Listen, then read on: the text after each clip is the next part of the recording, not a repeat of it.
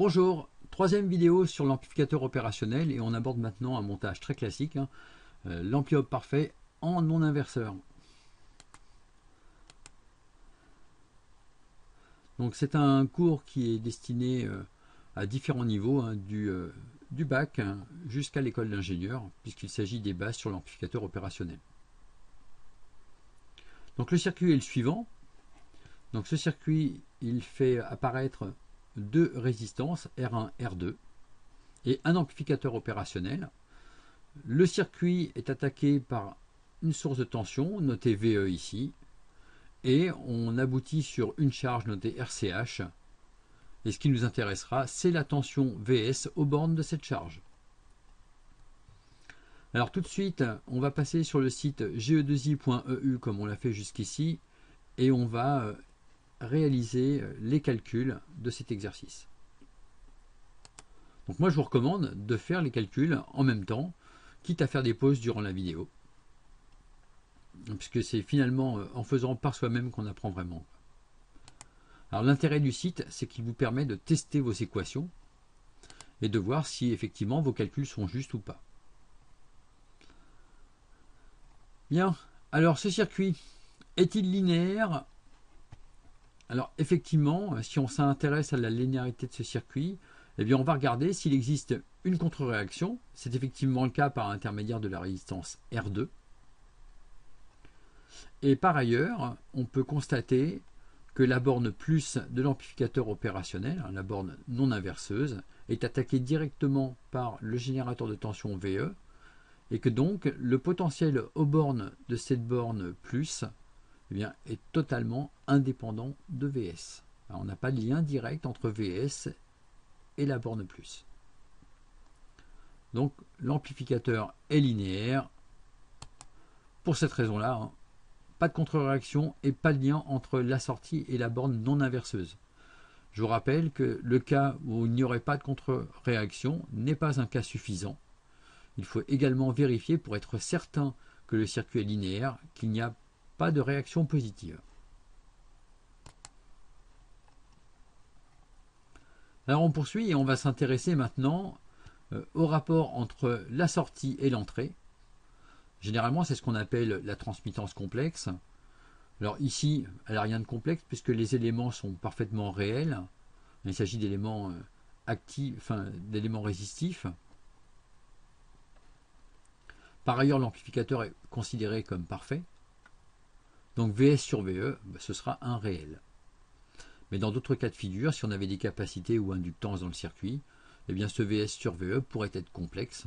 Et on parlerait alors de transmittance complexe, voire même de fonction de transfert. Donc ici, je m'intéresse à VS sur VE et je vais rechercher de façon progressive. Alors, on observe un petit peu ce circuit. Donc ce circuit, il dispose ici d'un potentiel VS qu'on retrouve juste à l'extrémité droite de la résistance R2. Ici, on dispose maintenant d'une mise en série de deux résistances qui vont comme ça jusqu'à la masse. Et on prélève un courant nul pour aller vers l'amplificateur opérationnel. Donc V peut se calculer par l'intermédiaire d'un simple diviseur de tension, puisque V c'est finalement VR1. On va valider ça tout de suite. Donc V égale VR1. Effectivement, c'est bien le cas. Alors ce V, je peux donc le calculer à partir de VS, le potentiel qui attaque le pont diviseur, et de R1 et R2. La sortie se fait sur R1. Alors là, je vous renvoie à ce qui a déjà été vu sur le diviseur de tension. On a donc V égale R1, la résistance sur laquelle on sort, multiplié par la différence de potentiel d'entrée, ici VS, que divise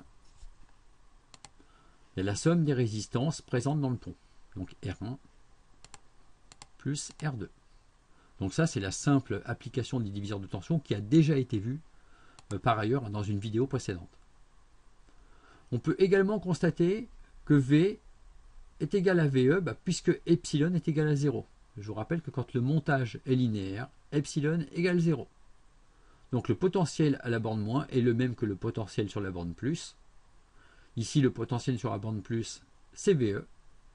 Le potentiel sur la borne moins, c'est V. Donc V égale VE. Donc ce qu'on valide également. Donc partant de là, eh bien, je peux écrire que VE, c'est égal à R1 VS sur R1 plus R2. Donc R1 fois VS sur R1 plus R2.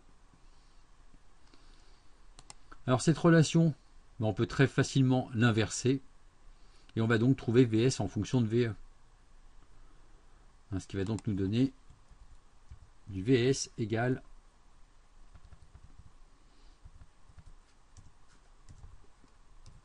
donc VE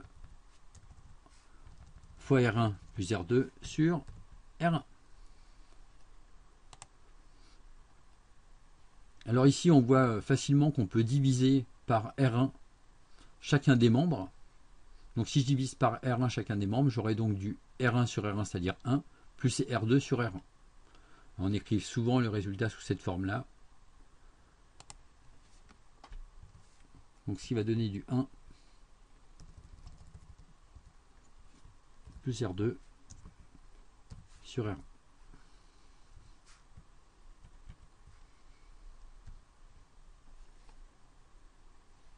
Et donc ça, c'est la relation entrée-sortie, où on obtient effectivement VS en fonction de VE, et on voit qu'on a un coefficient d'amplification qui est supérieur à 1, puisque à 1, on ajoute le rapport R2 sur R1. C'est donc un amplificateur qui ne peut pas atténuer le signal, qui obligatoirement apportera un gain au signal d'entrée. Alors il vient facilement VS sur VE, on passe VE de l'autre côté en divisant par VE de chaque côté.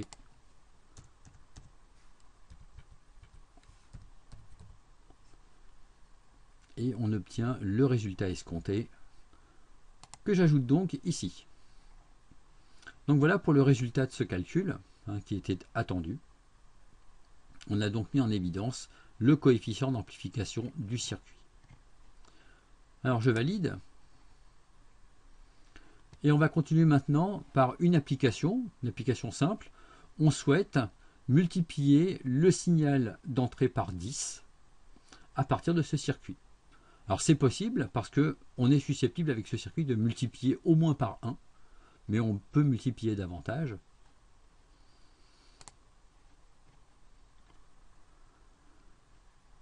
Donc il s'agit d'avoir AV égale 1 plus R2 sur R1. C'est comme ça que ça a été défini, puisqu'on a VS sur VE qui est égal à AV. Donc AV, c'est le coefficient d'amplification en tension du circuit. Donc le rapport de VS divisé par VE.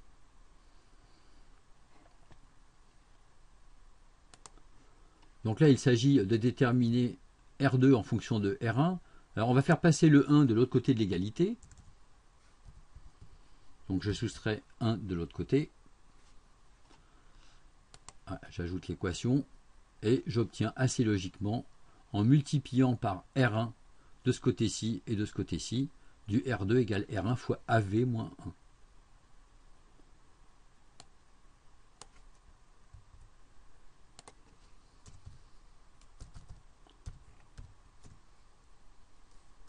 Alors on n'oublie pas de mettre les parenthèses. C'est bien R1 que multiplie AV moins 1. Et on ajoute ce résultat ici. Donc on a maintenant une expression qui nous permet de calculer R2 en fonction de R1.